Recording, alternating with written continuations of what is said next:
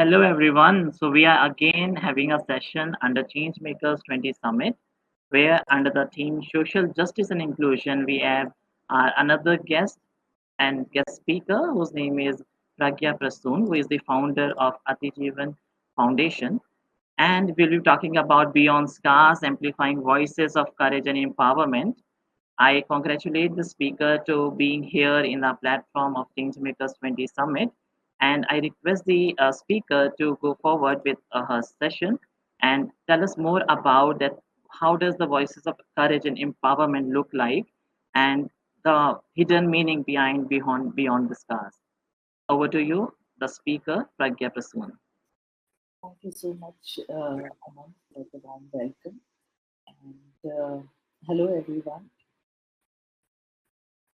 I would like to. My name is Pragya, and I am founder of Atijeevan Foundation, an NGO which provides rehabilitation to acid attack and burn patients across the country, across India. Uh, Atijeevan means survival, and I hope you can see the slide. Atijeevan means survival, a life beyond your life, which ends, post the trauma and burn you go through. Um Acid attack and burns are one form of gender-based violence, and it happens all across the globe, majorly in South Asian countries. It is not only prevalent in South Asian countries and underdeveloped countries, but also very much prevalent in uh, developed countries in UK and US. And what are the causes? The causes are, uh, you know, uh, uh, associated with uh, uh, the it uh, it tr- uh, it transcends geographic boundaries and affects women worldwide. And uh, I am particularly here to talk about acid attacks and why it happens with mostly with the women.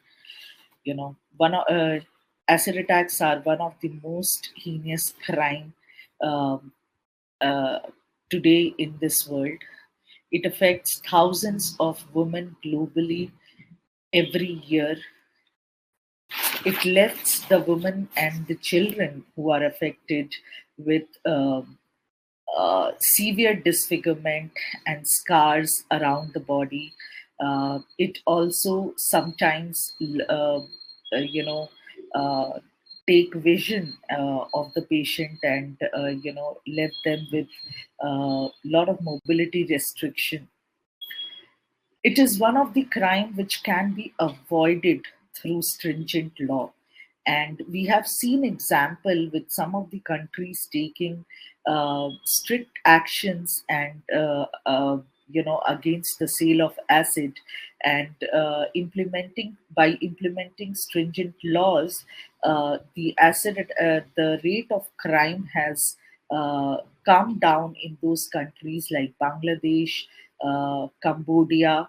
Uh, Even in India, we do have stringent law, and though in some part of the country, it has the acid attack has decreased. Uh, so, what is the punishment? The punishment should be the capital punishment, but on ground it is not happening in most of the countries, and this is why acid attack is still happening with so many women across the globe, and you know uh, it is disfiguring all of them every year. Who am I am not a victim. I am a survivor. I want to be with all the women. I want to stand for all the women who have gone through the similar situation like mine, and I want to give them a life full of respect, dignity, and self worth. When I underwent uh, this acid attack, I was just 23 years old, and 12 days, it happened 12 days after my wedding. I just completed my post graduation and I didn't know what has happened, how, where to go, whom to ask for help. And there was no support I could know to lean on. So, I was fortunate to have a very supportive family, and hence I was able to recover from my uh, trauma, my physical and mental trauma. My family was capable enough to support all my surgeries. So far, I have underwent 17 reconstructive surgeries, and trust me, this is the best any plastic surgeon could have done to my face. What we see in the movies and what we see, that how plastic surgery can change somebody's face, it is not true in reality. Burns deformed and disfigure human flesh to an extent that a person won't be able to breathe or open his or her mouth throughout her life. Um, our burn patients need reconstructive surgery every now and then in their throughout their life. I had so many questions.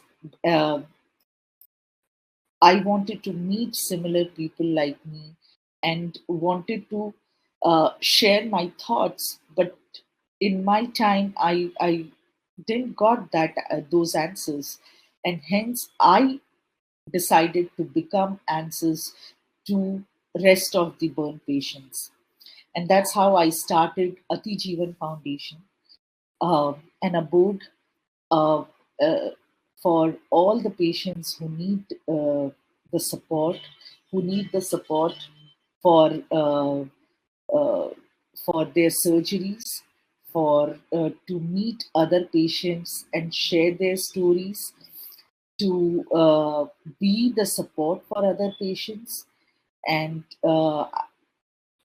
to get all kind of help. Atijeevan is involved in uh, several stages of rehabilitation for the burn patients, which includes free of cost reconstructive surgeries, uh, post operation care, and medicines, which the underprivileged patients are not able to afford, and hence they just ignore it. Due to this ignorance, they are not able to recover from their injury and trauma at the right time. Counseling is very much important, not only for the patient, but also the family and the spouse of the girl. We provide counseling to the family and the patient so that we are able to integrate the patients into the society. We do have burn support group in several cities where we call all the burn patient and encourage them to share their story, ask for help, and get the help from the same group. We provide vocational training and skill based training, education support to this patient so that they can bounce back in their life and get a livelihood for themselves. We also provide seed money for small businesses for them. Legal battle is something which these victims of gender based violence need uh, throughout their life. The battle is really long and it is very daunting for the family to afford it, to go for the every month hearings. So we support. their legal we, with our legal team. We support their the fees of the lawyer, as well as we support with the volunteers to assist them uh, uh, in going to the hearings every now and then. Awareness is something what we believe is very, very important in the area of burns.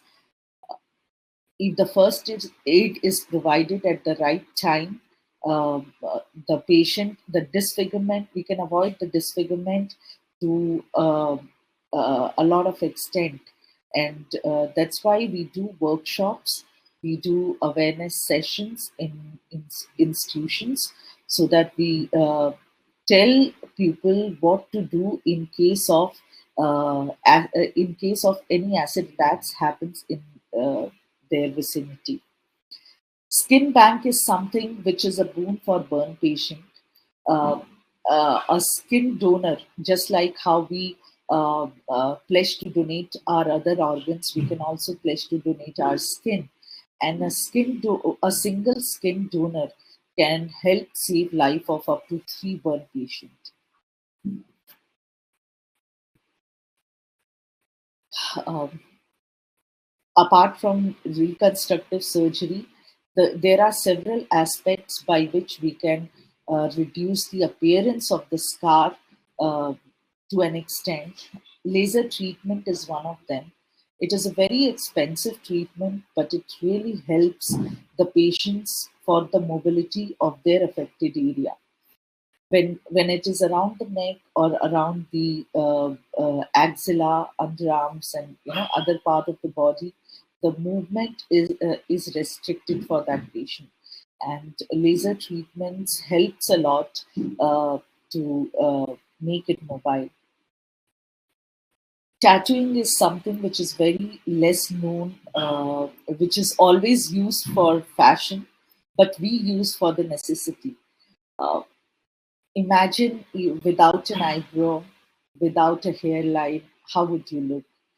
And I tattooing, medical tattooing helps the patient to look normal, to have an eyebrow without any surgery, and to have a hairline so that they can look normal. I would like to share some stories about our patients. This is Shaina. When I met her, she was just suffering from severe depression, and she was doing nothing. She was confined to the four walls of her home, and she was just recovering from her initial burn injury. We provided her free surgeries in a private hospital. After undergoing multiple surgeries for the next 3 years, she was ready to uh, uh, do something for her livelihood. And then we trained her in stitching. And today she makes a lot of bags and home furnishing items, which we marketed through our social enterprise. And China is also working in local Gram Panchayat and helps other women um, to come out of their trauma.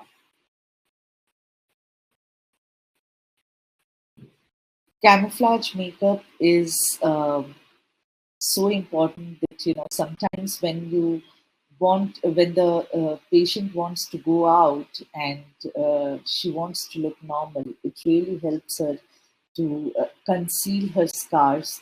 So we provide them trainings in camouflage makeup so that they can cover their scars and go out on their special days and look beautiful. To make them aware about their own scars and make them aware how to cope up with the limitations they have, we do workshops.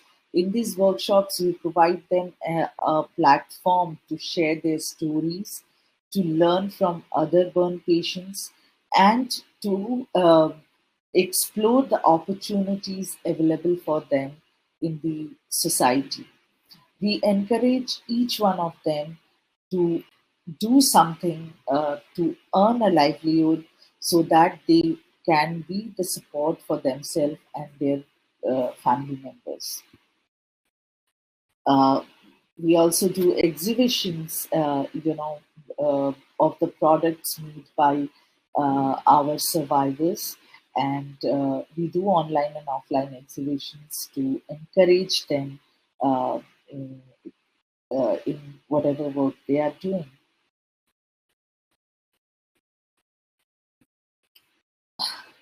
She is Gulnaz.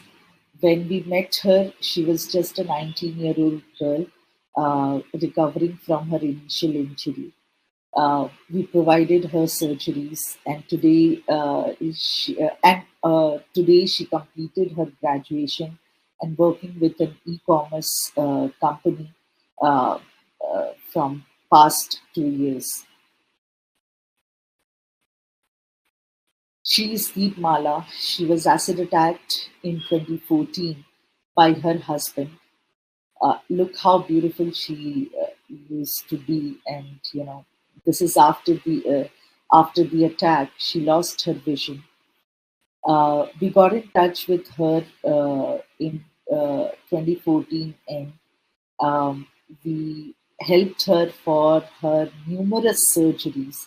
So far, she has undergone more than 27 surgeries for her eyes and for her face.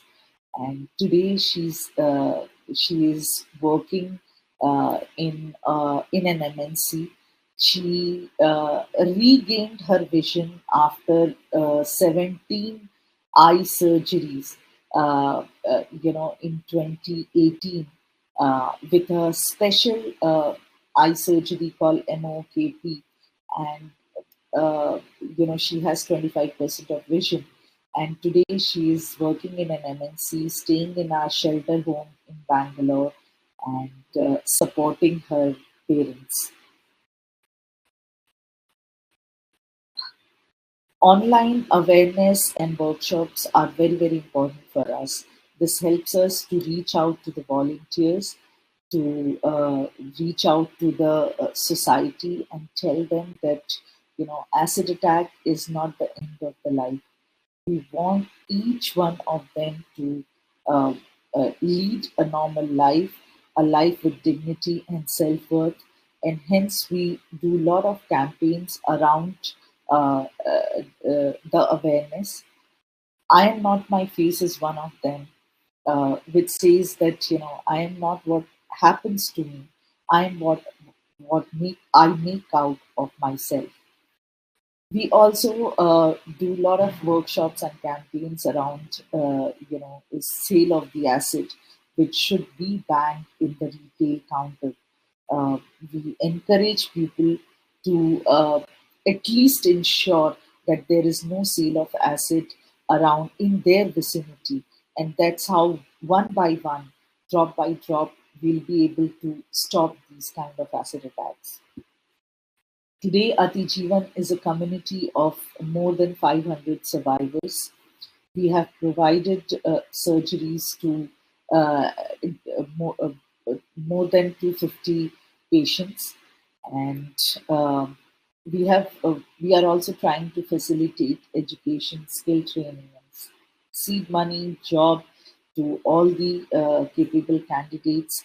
The ultimate goal is to make them lead a life with dignity. We want to nurture the ecosystem of survivors, doctors, and lawyers, want to become the bridge between the doctors and the patients, help them with their recovery, help them with their integration in the society. And well, I'm a mother of two amazing daughters who keep me surprising every day. Uh, I might not have the power to help everyone and in everything they need, but I am trying my best to do what I can do, and I I believe that with I'm just a drop in an ocean.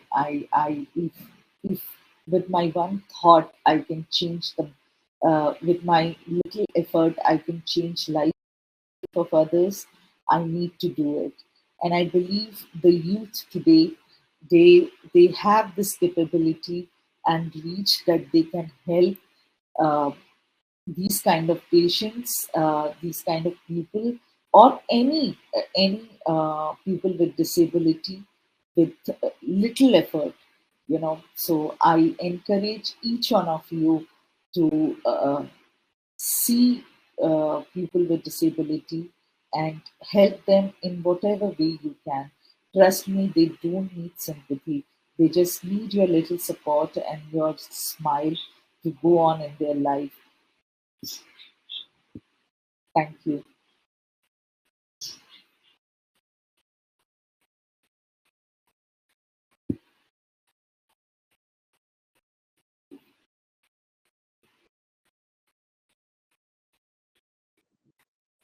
Thank you so much, ma'am. I'm Urvidhar and I vote of thanks on behalf of Anant.